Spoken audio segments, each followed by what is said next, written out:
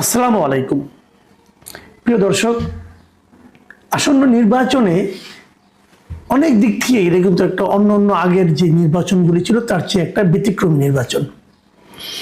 যেমন এইবার দুটো নির্বাচন হচ্ছে, গণভোট হচ্ছে এবং জাতীয় সংসদ নির্বাচন হচ্ছে। এবারই প্রথমবারের মতো আমাদের এখানে পোস্টাল ভোট পড়ছে। এগুলি আসলে একটা অসাধারণ একটা বিষয়, এগুলি কখনো আগে হয়নি। আমাদের এখানে পোস্টাল ভোটের সিস্টেমটা ছিল না। এখন এই পোস্টাল ভোট নিয়ে কিন্তু নানা ধরনের মানুষের মধ্যে বিভ্রান্তি এবং মানুষের মধ্যে এক ধরনের সন্দেহ তৈরি হয়েছে, বেশ স্ক্যান্ডালও কিন্তু হয়েছে। আপনারা জানেন যে পোস্টাল ভোট জিনিসটা কি, সেটা আগে একটু বলে নিই। সবাই জানেন, তবু আমি আরেকবার বলি যে ভোটের দিন সশরীরে অনেকে ভোট দিতে পারেন না, বিভিন্ন কারণেই পারেন না। ধরেন তারা জেলখানায় থাকেন, অথবা ধরেন তিনি আপনার এই দেশের বাইরে আছেন, অথবা ধরেন তিনি হয়তো কোনো নির্বাচনী কাজ করছেন, নির্বাচনী দায়িত্ব পালন করছেন। যেমন ধরেন ওই দিন পুলিশ, অথবা আপনার বিজিবি, অথবা আর্মি, অথবা যারা নাকি সরকারি কর্মকর্তা, তারা তো সবাই কোনো না কোনো ভোট কেন্দ্রে হয় প্রিজাইডিং অফিসার নাহলে পোলিং অফিসার থাকছেন। এখন মনে করেন একজন পুলিশ, সে হয়তো তার বাড়ি হয়তো মনে করেন ময়মনসিংহ ধরা যাক, কিন্তু তার চাকরির কারণে সে এখন পোস্টিং হলো দিনাজপুরে। উনি কিন্তু দিনাজপুরে ভোট কেন্দ্রে পাহারা দিচ্ছেন, তো উনি তো ময়মনসিংহ, উনি হয়তো ময়মনসিংহের ভোটার, তো উনি কীভাবে ভোট দিবেন? তো এই যে ভোটগুলো দূরে যারা আছেন, তারা একটা সিস্টেমে আছে যে পোস্টালভাবে ভোট দেন, মানে তাদের কাছে আগেই নির্বাচন কমিশন একটা ব্যালট পেপার পাঠিয়ে দেন তার এলাকার। সেই ব্যালট পেপারে তারা ওখানে সিল দেন অথবা টিক চিহ্ন দেন, দিয়ে ওইটা আবার সিলগালা করে পাঠিয়ে আবার ইলেকশন কমিশনের কাছে পাঠিয়ে দেন। তো ইলেকশন কমিশন ওটা খুলে দেখেন যে কিভাবে ভোটটা আছে, এবং যার যার আসনের তার আসনের যে অন্য ভোট আছে সেগুলোর সঙ্গে যোগ করেন, এইভাবে করেন। এবং এই কাজটা করতে হয় কি, এই ভোটটা আসতে হয় যখন তারা আগে ওই ইলেকশনে যে ভোটগুলো যেদিন গুনবেন ওই দিনের মধ্যে আসতে হবে, ওই দিনের আগে আসতে হবে। তাহলে ওইগুলো আবার তারা ওই সেন্টারে পাঠিয়ে দিচ্ছেন, দিয়ে তারপরে ওনারা ওই ভোটগুলিকে হিসাবের মধ্যে নেন। এভাবেই তারা একজনকে নির্বাচিত করেন অথবা করেন না।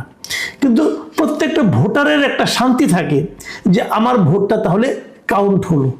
এটা দাবিটা অনেকদিন আগের থেকে ছিল, কিন্তু এই দাবিটা এবারে প্রথম পূরণ হচ্ছে পোস্টাল ভোট। এখন বিদেশে যে পোস্টাল ভোটগুলো গিয়েছে, আপনারা জানেন এর মধ্যে বেশ এগুলো নিয়ে স্ক্যান্ডাল হয়েছে। একাধিক মধ্যপ্রাচ্যের একাধিক দেশে দেখা গেছে যেগুলো যার যার ঠিকানায় যাওয়ার কথা, কিন্তু তার ঠিকানায় আর পৌঁছতেছে না। পৌঁছতেছে এক জায়গায় পৌঁছছে, এক জায়গায় হয়তো 100-150 ভোট একটা ঠিকানায় গিয়েছে, ওইখান থেকে যার যারটা নিয়ে যাচ্ছে, অথবা কেউ ওখানে বসে পূরণ করতে বলা হচ্ছে। কোনো একটা পলিটিক্যাল পার্টির যারা কর্মী হয়তো তাদের কাছে গিয়েছে। এই ধরনের নানা ধরনের স্ক্যান্ডাল কিন্তু আমরা দেখেছি। এর বাইরে আরেকটা যে কাজ ঘটেছে সেটা হলো দেশে যারা পোস্টাল ভোট পেয়েছে, যারা নাকি সরকারি চাকরি করেন, অথবা যারা সশস্ত্র বাহিনীতে চাকরি করেন, যারা পুলিশে চাকরি করেন, তো এরাও কিন্তু পোস্টাল ভোট দিচ্ছে। এদের কাছে অলরেডি পোস্টাল ভোট গিয়েছে। এটা কিভাবে গিয়েছে সেটাও আমি বলি। তারা আগে একটা অ্যাপ ছিল সরকারের, সেই অ্যাপের মাধ্যমে তারা ওই নাম নিবন্ধন করেছে। আগে এটার নাম ছিল পোস্টাল ভোট বিডি, এরকম একটা অ্যাপ তৈরি করেছিল। সেই অ্যাপের মাধ্যমে যার যার নাম রেজিস্ট্রেশন করার পর তারপর তাদের ঠিকানায় একটা করে ব্যালট পেপার গিয়েছে। আমার কাছে গত 2 দিনে বেশ কয়েকজন অভিযোগ করেছেন, যারা নাকি দেশের মধ্যে আছেন, অভিযোগ করেছেন যে তারা এই পোস্টাল ব্যালটটা নিয়ে বেশ টেনশনে আছেন। তো আমি বললাম, ভাই কেন, আপনার টেনশনটা কেন? তো ওনারা বললেন যে আমার কাছে যে কাগজটা, যে খামটা পাঠিয়েছে নির্বাচন কমিশনের পক্ষ থেকে, সেই খামের মধ্যে যে কাগজগুলো আছে সেগুলোর মধ্যে আমি যদি পূরণ করতে যাই তাহলে আমার পরিচয়টা প্রকাশ হয়ে যেতে পারে। তাহলে তারাকে আমি বলি তাদের কাছে কি কি পাঠানো হয়েছে। আমাকে 2 জন লোক অলরেডি পাঠিয়েছেন, তাদের পুরো ফর্মটা পাঠিয়েছেন, কিভাবে কি হয়েছে না আমি আপনাদের দেখাই। প্রথমে একটা খামের মধ্যে, নির্বাচন কমিশনের একটা খামের মধ্যে ওনাদের কাছে একটা ব্যালট পেপার গিয়েছে, মানে একটা খাম গিয়েছে। ওই খামটা খুললে পর তার ভেতর থেকে একটা আপনার একটু কালার, পিঙ্ক কালারের একটা ব্যালট পেয়েছে, এবং ওটার মধ্যে গণভোট লেখা। এরকম আপনারা দেখেন এই গণভোট, এখানে হ্যাঁ অথবা না লিখতে হবে। এখানে 4টা অপশন দেওয়া, প্রশ্ন দেওয়া আছে। এই 4টা প্রশ্নের একটাই হ্যাঁ হবে, অথবা না দিলে একটাই না দিতে হবে। না দিলে আপনি এগুলি একটাও পাবেন না, হ্যাঁ দিলে যেগুলো আপনি এর মধ্যে চান না সেটাও আপনাকে পাবেন, সব আপনি পাবেন। এগুলো গণভোটের ব্যালট পেপার। যাক, এটা নিয়ে অনেক আলোচনা করেছি, এটা নিয়ে আলোচনা করতে চাই না। তারপরে যেটা রয়েছে, যেটা ব্যালট পেপার রয়েছে, এই ব্যালট পেপারের মধ্যে আপনার এখানে উনি যে এলাকার আপনার ভোটার, সে এলাকার প্রার্থীদের মানে আপনার একটা প্রতীক আছে এবং নামও আছে। বাট এখানে নিরাপত্তার স্বার্থে আমি ওই সবগুলো মানে এমনভাবে এটা দেখাচ্ছি আপনাদেরকে, যাতে নাকি ওই ক্রমিক নাম্বারটা আপনারা না দেখেন এবং ওনার নামগুলিও না দেখেন, যাতে আপনি বুঝতে না পারেন যেটা কে পাঠিয়েছে অথবা কোন এলাকার ভোটার, সেই জন্য বুঝতে না পারেন। এই জন্য আমি এরকম আপনার নমুনাটা দেখালাম কেবল। এবং তারপর যেটা পেজটা আছে, এটাকে বলা হচ্ছে যে একটা মানে আপনার ঘোষণার মতো, এবং এটাই হলো গিয়ে সবচেয়ে বড় সমস্যা, যে কথাটা আমি বলতে চেয়েছি বারবার, যে এটা নিয়েই আমাদের ওই যিনি আমাকে এটা পাঠিয়েছেন তিনিও বলছেন, এটা হলো ভোটদাতা কর্তৃক একটা ঘোষণা। এটা ফর্ম নম্বর 8। এখানে যে ঘোষণাটা আছে এটাই হলো সবচেয়ে ভয়ঙ্কর। এখানে কি বলা হয়েছে সেটা আপনাদের আমি একটু পড়ে শোনাই।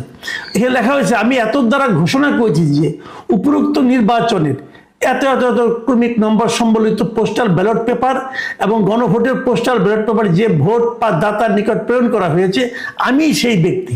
ওকে বলতেছে, আমি নির্বাচন কমিশন কর্তৃক প্রতীক বরাদ্দের পর আমার নির্বাচনী এলাকার প্রার্থী ও প্রতীক দেখিয়া এবং গণভোট সংক্রান্ত প্রশ্ন পড়িয়া সজ্ঞানে জাতীয় সংসদ নির্বাচন ও গণভোটের পোস্টাল ব্যালটের পেপারে টিক অথবা ক্রস চিহ্ন দিয়া কারো দ্বারা প্রভাবিত না হইয়া এবং গোপনে ভোটদান করিয়াছি, এই উনি ঘোষণা দিলেন।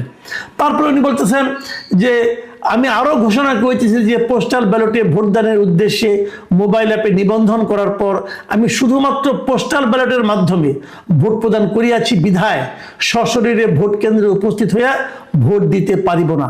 এই বিষয়ে আমি এও সতর্ক আছি যে এই ধরনের কোনো চেষ্টা নির্বাচনী আইন বহির্ভূত বলে গণ্য হইবে, এমনটি করিলে আমার বিরুদ্ধে প্রচলিত আইন অনুযায়ী ব্যবস্থা গ্রহণ করা যাইবে। আমি আরো ঘোষণা করতেছি যে আমার ভোটের গোপনীয়তা রক্ষা করব, মানে উনি ওনার ভোটের গোপনীয়তা রক্ষা করবেন, এই ঘোষণা করছেন। তারপরে তারিখ দিতে হবে এবং নিচে ডান দিকে দিতে হবে ভোটদাতার নাম এবং জাতীয় পরিচয়পত্র নম্বর এবং স্বাক্ষর। কথাটা খেয়াল করেন। তার মানে যে এগুলি সবগুলি পরে আবার আরেকটা এনভেলপ তাকে দিয়েছে, হলুদ রঙের এনভেলপ, সেই এনভেলপে করে ভরে সিলগালা করে পাঠিয়ে দেবেন নির্বাচন কমিশনের কাছে, রিটার্নিং অফিসারের কাছে, সে চলে যাবে। ফাইন। এখন আমার প্রশ্নটা দেখেন আপনি, খেয়াল, যে ভোটার আমার কাছে পাঠিয়েছেন ওনার আতঙ্কের জায়গাটা একটু খেয়াল করেন। তিনি বলছেন এই যে ঘোষণাটা আছে, এখানে তো আমি আমার স্বাক্ষর দিচ্ছি, আমার ভোটদাতা হিসেবে আমার নাম দিচ্ছি এবং আমার জাতীয় পরিচয়পত্র নাম্বার দিচ্ছি। তাহলে আমি বলছি যে এই ভোটটা আমার ভোট, আমি কার কাছে পাঠাচ্ছি? নির্বাচন কমিশনের কাছে পাঠাচ্ছি। নির্বাচন কমিশনে কেউ না কেউ তিনি খুলবে, যিনি খুলবেন তিনি জানবেন যে এই ভেতরে যে ভোটটা আছে এই ভোটটা এই ভদ্রলোক দিয়েছেন। যদি সেটা দেওয়া উনি জেনে যান, তাহলে কি এটা আমার গোপনীয়তা লঙ্ঘন হচ্ছে না? প্রিয় দর্শক, ভেবে দেখুন, আমার কাছে যারা পাঠিয়েছেন এর মধ্যে একজন সশস্ত্র বাহিনী ব্যক্তিও আছেন। ওনার বক্তব্য হলো, তা আমি যাকে চাকরি করি, এখন ধরেন আমি যাকে ভোট দিলাম সে পাশ করলো না, অন্য দল পাশ করলো, তাহলে তারা কি খোঁজ করবে না যে পোস্টাল ব্যালটে কে কে আমাদের বিপক্ষে ভোট দিয়েছে? এবং তারা যখন পাশ করলো তাদের হাতে তো সব কিছু থাকবে, ইলেকশন কমিশনও তাদের নিয়ন্ত্রণে থাকবে। তারা যদি ইলেকশন কমিশনের কাছে চায় যে পোস্টাল ব্যালটে এই সরকারি কর্মকর্তা কর্মচারীদের মধ্যে কে কে আমাকে ভোট দেয় নাই তাদের একটা তালিকা তুমি পাঠাও, আপনি তো বলবেন ইলেকশন কমিশন সেটা পাঠাতে বাধ্য না। হ্যাঁ, বাধ্য না, কিন্তু আমি তো বলি বাংলাদেশের যে প্র্যাকটিস, বাংলাদেশের যে কালচার, সেখানে তো তারা আরো আগে ভাগে পাঠাবে যে আমি কত অনুগত আপনার, দেখেন সব তথ্য আপনাকে দিয়ে দিচ্ছি, এটা তো করবে। তাহলে যিনি ভোটটা দিলেন তার চাকরি নিয়ে টানাটানি, তাকে তো বলবে হ্যাঁ বেটা তুই আমার বিপক্ষে ভোট দিলি কেন, তার মানে তুই ওই দলের লোক, তুই ওই মতাদর্শের লোক, তোর চাকরি রাখার কোনো দরকার নাই। তাহলে ভোটের গোপনীয়তাটা কোথায় থাকলো? এবং এই পোস্টাল ব্যালটের মাধ্যমে ভোট দেওয়াটা, প্রত্যেক লোক সে একটা ভোট দিতে পারলো, কিন্তু তার তো চাকরিটাই রিস্কে পড়ে গেল। মানে আমি বুঝতে পারি না, এটা কি নির্বাচন কমিশন ইচ্ছাকৃতভাবে করেছেন, নাকি নির্বাচন কমিশন এই কাজটা করেছে আনার এই মতো না বুঝে? যদি না বুঝে করেন তাহলে এই অবুঝ নির্বাচন কমিশন তো একটা নির্বাচন করতে পারবে না। আর যদি ইচ্ছা করে থাকেন তাহলে তো এই পক্ষপাত দুষ্ট নির্বাচন কমিশন আমাদের জন্য একটা বিপদ। আমরা যাবো কোথায়? এরই মধ্যে আপনারা জানেন হা না ভোট নিয়ে কি কেলেঙ্কারি হয়ে গেছে। সরকার হার পক্ষে ভোট দেওয়া যারা মানুষকে প্রভাবিত করেছে, নির্বাচন কমিশন প্রথম কিছু বলে নাই, পরে বলে যে এটা নাকি দণ্ডনীয় অপরাধ। তো যারা দণ্ডনীয় অপরাধ করেছে তারাই তো আমার রিটার্নিং অফিসার। তো যে লোক এরকম অপরাধ করতে পারে, পক্ষপাতমূলক অপরাধ করতে পারে, তাকে আপনি রিটার্নিং অফিসার হিসেবে রাখেন কিভাবে? এই সমস্ত প্রশ্নের উত্তর কে দিবে? আমি মনে করি এই ধরনের যে ব্যালট পেপার, পোস্টাল ব্যালট, এই ব্যালট পেপারটা আমি মনে করি এখনই বন্ধ করা উচিত। কারণ যে ব্যালট পেপারের মাধ্যমে, যে সিস্টেমের মাধ্যমে ভোটারের গোপনীয়তা থাকে না। দেখুন আপনারা ভাবুন একবার, যখন আপনি ব্যক্তিগতভাবে যখন ভোট দিতে যান, আপনাকে কিন্তু মুড়িটা ছিঁড়ে আপনাকে দেওয়া হয়, যেটার মধ্যে আপনি সিল মারেন, ওটার আশেপাশে কোথাও আপনার নাম নাম্বার কিচ্ছু নেই। ওটা নিয়ে আপনি ব্যালট বাক্সের মধ্যে ঢুকাই দেন। ঢুকানোর পর আপনি নিজেও খুঁজে বের করতে পারবেন না কোনটা আপনার। ইলেকশন কমিশনও বুঝতে পারবে না আপনি কে কোন ভোট দিল। যেখানে এরকম গোপনীয়তা, সেই গোপনীয়তার কতটুকু এই পোস্টাল ব্যালটে রক্ষিত হলো? কিছুই হলো না। বরং পোস্টাল ব্যালটে আপনি ক্লিয়ার করে দিলেন যে এই ভোটটা আপনি দিয়েছেন এবং প্রমাণ থাকলো। এ কেমন কথা হলো? আমি জানি না আমাকে যারা পাঠিয়েছেন তাদের এই উদ্বেগ নির্বাচন কমিশনকে অথবা সরকারকে স্পর্শ করবে কিনা, কিন্তু আমার মনে হয় এটা একটা জরুরি বিষয়। এই ব্যাপারে সরকারের একটা ভূমিকা নেওয়া উচিত, বক্তব্য দেওয়া উচিত। নির্বাচন কমিশনের কাছ থেকেও এই ব্যাপারে আমি একটা বক্তব্য আশা করি।